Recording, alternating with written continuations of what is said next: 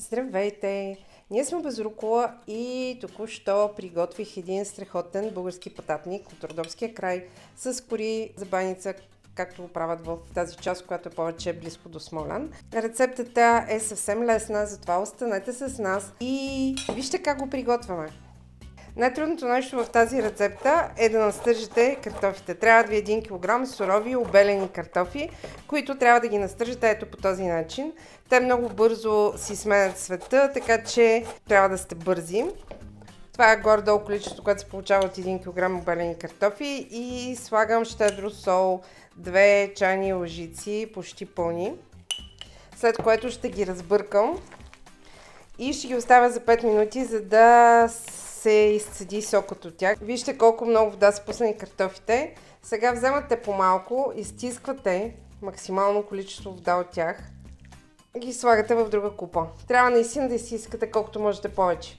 А ако нямате сили с ръце, може да ползвате някакъв тензух или да помолите съпруга си да ви помогне. След като сте изцедили добре картофите, слагаме другите съставки на плънката. Първо добавяме 3 яйца. Към тях ще добавим 150, между 150 и 200 грама натрошено сирене. Можете да сложите колкото искате, това е въпрос на вкус. Аз го харесвам с повече сирене, а в много рецепти родопският пататник се прави изобщо без сирене, само с картофи, така че каквото прецените.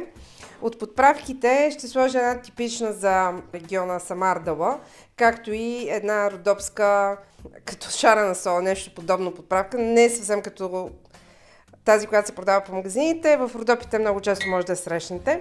Също така ще сложа една чайна лъжица зелен лук, който е нарязан на ситно. Него го слагам по-скоро за цвят, после да има съвсем малко в пататника, като се разреже някакъв цвят. И основната подправка на родопския пататник, това е джоджан.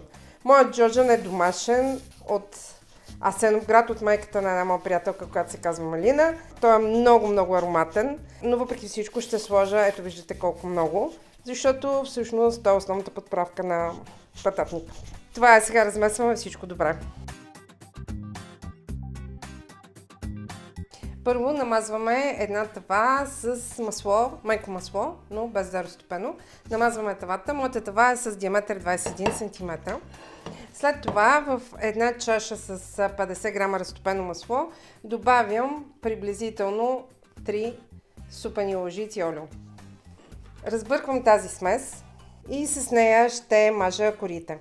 Сега ако питате защо смесвам олио с масло, ще ви кажа, че такава е рецептата, която съм намерила и която изпълнявам, и тя е от Родопите, по-скоро от Смолянския край, където правят пататника по този начин с кори. Защото на много други места, знаете, че се прави просто на тиган, изпича се като едно голямо картофено кюфте в общини. В тази част на Родопите го правят малко по-празнично, т.е. като баница с картофи. И моята рецепта оттам. Мажеме корите и ги слагаме в тавата. Като оставаме част от кората да е навън. Съответно, следващата кора я слагаме по този начин. И така ще наредиме 4 реда кори. След като подредите корите, слагате цялата плънка вътре и я разпределяте добре.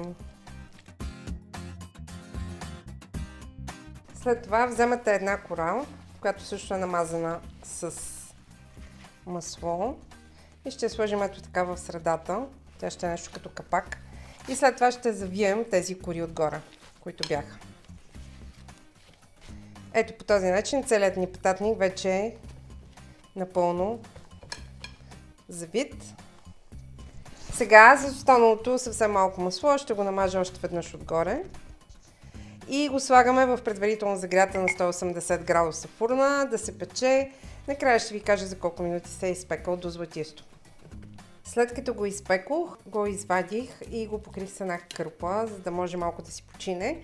И сега ще отрежем първото парче, да видим как ни се получи отвътре. Отвънка коричката е много хъпкава, както виждате, и изглежда много вкусно. Мирише прекрасно. Надявам се, че тази рецепта за пататник ви е харесала.